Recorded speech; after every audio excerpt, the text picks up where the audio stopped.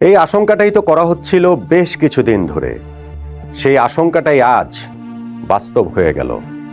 হেরে গেল ক্রিকেট, জিতে গেল বাংলাদেশ ভারত, দুই দেশের রাজনৈতিক কূটনৈতিক উত্তেজনা, ধর্মীয় উন্মাদনা, যে কারণে মুস্তাফিজুর রহমানের আগামী আইপিএল খেলা হচ্ছে না। ভারতীয় ক্রিকেট বোর্ড নির্দেশনা পাঠিয়েছে কলকাতা নাইট রাইডার্সকে, যে ফ্র্যাঞ্চাইজি মুস্তাফিজকে কিনে নিয়েছিল মিনি অকশন থেকে 9,20,00,000 রুপি দিয়ে। তাদেরকে বলেছে মুস্তাফিজকে যেন দল থেকে তারা ছেড়ে দেয়, মুস্তাফিজকে যেন বাদ দিয়ে দেয়। এটা কোনো পর্যবেক্ষণ না, এটা কোনো অনুরোধ না, এটা নির্দেশনা, নির্দেশ দিয়েছে। ফলে মুস্তাফিজের আগামী আইপিএল খেলা হচ্ছে না। ক্রিকেটের জন্য আজকের এই দিনটা একটা কালো দিন হিসাবেই থেকে যাবে। দুই দেশের কোট আনকোট বড় বড় মানুষের স্বার্থের বলি হয়ে সাধারণ মানুষের আবেগটাকে কাজে লাগিয়ে ক্রিকেটকে এরকম একটা দিন দেখতে হলো, যার প্রভাব শুধুমাত্র মুস্তাফিজকে আইপিএল থেকে বাদ দেবার মধ্যেই কি সীমিত থাকবে, নাকি এর প্রভাব আরো সুদূর প্রসারী হয়ে যেতে পারে। দেখুন, মুস্তাফিজুর রহমানকে সর্বশেষ আইপিএল নিলামে কলকাতা নাইট রাইডার্স কিনে নিয়েছে, অন্যান্য দলগুলোর সঙ্গে কারাকারি করে কিনে নিয়েছে। 9,20,00,000 রুপি কিংবা বাংলাদেশি মুদ্রায় প্রায় 12.5 কোটি টাকা দিয়ে কিনে নিয়েছে। এইটা গেল 16ই ডিসেম্বরের ঘটনা। এবং তারপরে অবভিয়াসলি যেহেতু বাংলাদেশের একমাত্র প্রতিনিধি হিসাবে আইপিএলে মুস্তাফিজ খেলবেন, সেই কারণে বাংলাদেশের ক্রিকেট প্রেমীদের মধ্যে একটা রোমাঞ্চ বয়ে যাওয়াটা খুবই স্বাভাবিক। ইনফ্যাক্ট কেকেআর সমর্থকরাও খুবই খুশিতে ছিলেন, কেননা মুস্তাফিজ ডিফারেন্স মেকার। তিনি কেকেআর এর হয়ে ম্যাচ জেতানোর ক্ষমতা রাখেন, অতীতেও যেটা বিভিন্ন ফ্র্যাঞ্চাইজি কিংবা ইন্টারন্যাশনাল ক্রিকেটে মুস্তাফিজ প্রমাণ করেছেন। মুস্তাফিজকে নিয়ে অনেক বড় প্ল্যান রয়েছে বলেই তো তার পেছনে অনেক বড় ইনভেস্টমেন্টে কেকেআর গিয়েছে। কিন্তু তিনি দল পাবার জাস্ট কয়েকদিনের মধ্যেই শুরু হয়ে গেল সোশ্যাল মিডিয়াতে বয়কটের আন্দোলন। Boycott Mustafiz, boycott KKR. মুস্তাফিজকে কলকাতা নাইট রাইডার্সে যেন খেলানো না হয়, তাকে যেন আইপিএলে নিষিদ্ধ করা হয়। কেকেআর যদি মুস্তাফিজকে খেলে তাহলে কেকেআরকেই বয়কট করবে সমর্থকরা। এরকম নানান স্লোগানে তো সোশ্যাল মিডিয়া ভরপুর হয়ে গিয়েছিল, এবং তাতে উস্কানি দেবার জন্য বিভিন্ন রকম স্বার্থান্বেষী গোষ্ঠী তো রয়েছেই। সেটা রাজনৈতিক নেতৃবৃন্দ বলুন, সেইটা ধর্মীয় নেতৃবৃন্দ বলুন, সেইটা উগ্রবাদী বিভিন্ন গোষ্ঠী বলুন। আমি দেখছিলাম যে ওই পশ্চিমবঙ্গের একজন বিজেপি নেতা, তিনি শাহরুখ খানকে গাদ্দার পর্যন্ত বলছেন, কলকাতা নাইট রাইডার্সের মালিক, যিনি মুস্তাফিজুর রহমানকে দলে নিয়েছেন সেই কারণে। এবং এর প্রভাবটা শুধুমাত্র এই সমর্থকদের মাঝখানে থাকেনি, সেই প্রভাবটা আসলে শেষ পর্যন্ত ভারতীয় ক্রিকেট বোর্ড পর্যন্ত চলে গেল। সেই আগুনের আঁচটা গিয়ে লাগলো মুস্তাফিজের গায়েও, মুস্তাফিজকে বাদ দিয়ে দেওয়া হলো। হ্যাঁ, ভারত বাংলাদেশ দুই দেশের মধ্যে এখন যে সম্পর্কের জায়গা, সেইটা খুবই টেন্স, খুবই উত্তেজনাপূর্ণ অবস্থায় রয়েছে।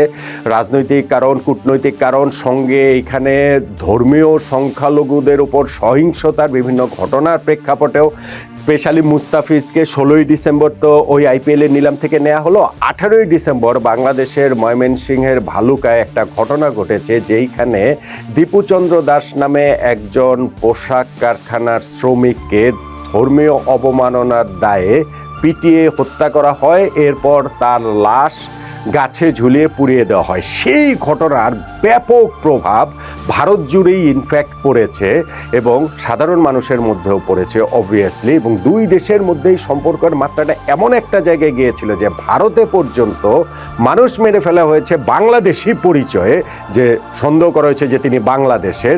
বিভিন্ন জায়গায় বাংলাদেশিদের ওইখানটাতে স্ট্রাগল তো করতে হচ্ছেই, কিন্তু এই যে মানুষ পর্যন্ত তারা ভারতীয়কে মেরে ফেলেছে যে বাংলাদেশি পরিচয় সন্দেহে। কিন্তু সেটার প্রভাব ক্রিকেট পর্যন্ত চলে আসলে তাহলে আর কিভাবে হয়? আমি এর আগে মুস্তাফিজকে নিয়ে ভিডিও করেছিলাম, সেইখানে বলছিলাম যে সুবুদ্ধির যেন জয় হয়, সবার যেন সেই সুমতির জায়গাটা হয়, ক্রিকেটটাকে, খেলাটাকে যেন এর বাইরে রাখা হয়। স্পেশালি যখন আপনি হিসাব করবেন যে বাংলাদেশ জাতীয় ক্রিকেট দল তো ভারত সফরে যাবে টি-20 ওয়ার্ল্ড কাপ খেলার জন্য। সো সেইখানটাতে আসলে কি হবে? বাংলাদেশ কি ভারত সফরেও কি যাবে না? ভারত কি বাংলাদেশকেও আতিথ্য ওইখানে জাতীয় দলকেও দেবে না? টি-20 ওয়ার্ল্ড কাপে কি তাহলে বাংলাদেশ ওইখানে ওয়েলকাম না? বাংলাদেশ খেলতে পারবে না? কলকাতার মাঠে ইডেন গার্ডেন্সেই তো 3টা ম্যাচ রয়েছে। ফলে যদি বাংলাদেশ গিয়ে খেলতে পারে, মুস্তাফিজুর রহমান ভারতীয় ফ্র্যাঞ্চাইজি লিগ আইপিএলে একটা ফ্র্যাঞ্চাইজির হয়ে খেলবেন, তাতে সমস্যার জায়গাটা কোথায়? এবং দিন দুয়েক আগে আমরা দেখছিলাম ভারতীয় ক্রিকেট বোর্ডের একজন কর্মকর্তাকে উদ্ধৃত করেছিল ইনসাইড স্পোর্ট নামে একটি গণমাধ্যম, যেইখানটাতে তিনি জানিয়েছেন যে কেন্দ্রীয় সরকারের সঙ্গে এখনকার এই স্পর্শকাতর অবস্থা বাংলাদেশ ভারতের মধ্যে, সেইটা নিয়ে তাদের যোগাযোগ রয়েছে। তবে কেন্দ্রীয় সরকার থেকে তারা ওইরকম কোনো নির্দেশনা পাননি যে বাংলাদেশি ক্রিকেটারদের ব্যান করতে হবে, এবং বাংলাদেশ তো ভারতের শত্রু রাষ্ট্র না, এই কথাটাও তিনি বলেছেন। এবং সেইটাতে কিন্তু আমরা অনেক বেশি আশাবাদী হয়েছিলাম। আমরা বলতে আমি সীমান্তের ওপারে এপারে সব জায়গারই যারা সুবুদ্ধির মানুষ রয়েছেন, যাদের ওই সুবোধের মানুষ রয়েছেন, তাদের কথাটাই আসলে বলছি। কিন্তু আজকে ভারতীয় ক্রিকেট বোর্ডের সেক্রেটারির এই দেবাজিৎ সাইকিয়া তার একটা কোড দিয়েছে ভারতীয় গণমাধ্যম এএনআই-কে। তিনি বলেছেন গুয়াহাটিতে একটা প্রোগ্রামে, সেইখানটাতে তিনি বলেছেন যে কলকাতা নাইট রাইডার্সের কাছে নির্দেশ দেওয়া হয়েছে ভারতীয় ক্রিকেট বোর্ড থেকে মুস্তাফিজকে যেন তারা ছেড়ে দেয়, এবং চাইলে মুস্তাফিজের জায়গায় অন্য কাউকে রিপ্লেসমেন্ট হিসাবে তারা নিতে পারে। তাহলে তো এন্ড, তাহলে তো শেষই হয়ে গেল। তাহলে তো এই যে একটা পারস্পরিক যে প্রতিবেশী দুটো দেশের পারস্পরিক সম্পর্ক, সেই সম্পর্কের জায়গাটাতে এখন নানান টানাপোড়েন রয়েছে। সেই টানাপোড়েনে ওই বড় বড় মানুষদের দাবার গুটি হয়ে এইখানে ক্রিকেট সৈন্যেরই আসলে পতন হলো। সেই ক্রিকেট দিয়ে সম্পর্কের মানোন্নয়নের জায়গাটা হতে পারত, যেই ক্রিকেটের সূত্র ধরে এটা একটা সেতু তৈরি করতে পারত সম্পর্কের উন্নতির ক্ষেত্রে, সেই ক্রিকেটটাকে তো বলি হতে হলো। মুস্তাফিজুর রহমানকে তো তারা ঠিকই বাদ দিয়ে দিল, আইপিএলে খেলতে দিতে চাচ্ছে না, চাইছে না, মানে কি এটা তো ডিসিশনই আসলে শেষ পর্যন্ত দিয়েছে।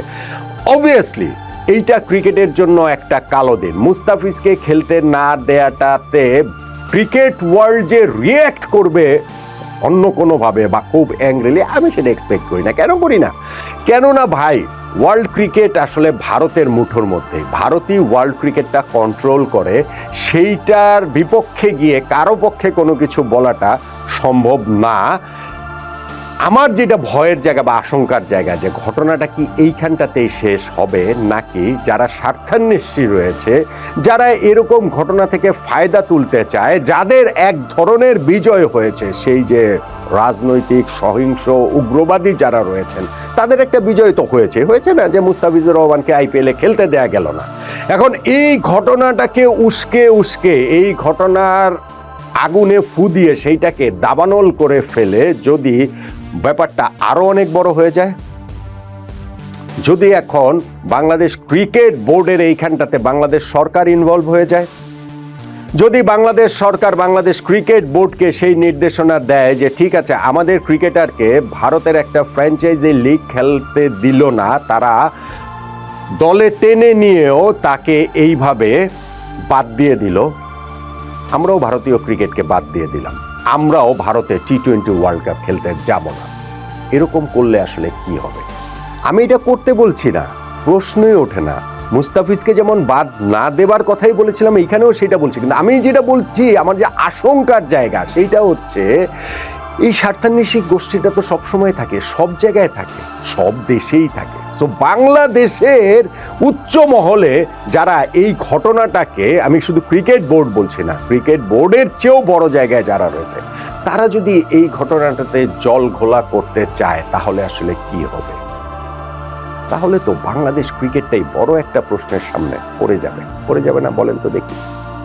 সো মুস্তাফিজুর রহমানকে আইপিএলে খেলতে দেওয়া হয়নি, তাকে দলে নেওয়ার পরও এইভাবে তাকে বাদ দিয়ে দেওয়া হলো, সেইটা আমি মনে করি যে আইপিএল এর জন্য, ভারতীয় ক্রিকেটের জন্য একটা লজ্জা। সেইটা যেভাবেই দেখেন না কেন, সাধারণ মানুষের ক্ষোভ, দুই দেশের মানুষের উত্তেজনা, ধর্মীয় কারণে বিশেষত যেই একটা একটা উত্তেজনাকর পরিস্থিতি রয়েছে, যার প্রেক্ষাপটে আমি বললাম যে না, বাংলাদেশে যেই ঘটনা ঘটেছে সেটাও ঠিক হয়নি, ভারতে যেই ঘটনা ঘটেছে বা ঘটছে সেটাও আসলে ঠিক না। কিন্তু এই সুবুদ্ধি আসলে কতজনের রয়েছে, কত পার্সেন্টের রয়েছে? এখন তো পুরো পৃথিবী ক্রমশ সেই নষ্টদের অধিকারেই চলে যাচ্ছে, নষ্টদের দখলেই চলে যাচ্ছে। সেই নষ্টদের উল্লাস মঞ্চে দাঁড়িয়ে যদি বাংলাদেশের তরফ থেকে জাতীয় দল নিয়ে টি-20 ওয়ার্ল্ড কাপ ঘিরে ওই রকম বড় কোনো সিদ্ধান্তের জায়গা আমাদের ক্রিকেট বোর্ডেরও উপরের তরফ থেকে আসে, সেটা কিন্তু আরো খারাপ হবে, ভীষণ ভীষণ রকমেরই আসলে খারাপ হবে। মুস্তাফিজকে আইপিএল এর দল থেকে বাদ দেবার যে নির্দেশ ভারতীয় ক্রিকেট বোর্ড দিয়েছে এবং যেটা আসলে ঘটতে যাচ্ছে, সেইটা ক্রিকেটের কালো দিন হিসেবেই থেকে যাবে। কিন্তু আমি মনে করি যে সেই কালো দিনটা যেন ওই পর্যন্তই থেকে যায়, বাংলাদেশের এই জায়গাটাতে অন্য কাউকে যেন জল ঘোলা করতে দেওয়ার সুযোগ না দেওয়া হয় দুই দেশের প্রেক্ষাপটে। ওইটুকুর প্রত্যাশার জায়গায় শুধুমাত্র আমরা করতে পারি। মুস্তাফিজুর রহমানের জন্য আসলে খারাপই লাগছে, এটা শুধুমাত্র অর্থনৈতিক বিষয় নয়, তিনি নিশ্চিতভাবেই সেইখানটাতে ভালো খেলার জন্য বাংলাদেশের পতাকাটা বহন করে নিয়ে গিয়ে ওই রকম পারফরমেন্স দিবেন সেই প্রত্যাশার জায়গাটা ছিল, তার নিজেরও ছিল, বাংলাদেশের ক্রিকেট প্রেমীদেরও ছিল। কিন্তু শেষ পর্যন্ত গিয়ে আমি যেটা বলছিলাম, বাংলাদেশ ভারত দুই দেশের রাজনৈতিক কূটনৈতিক উত্তেজনার এবং ধর্মীয় উন্মাদনারই জয় হলো, যেখানটাতে হেরে গেল ক্রিকেট, হেরে গেলেন মুস্তাফিজুর রহমান।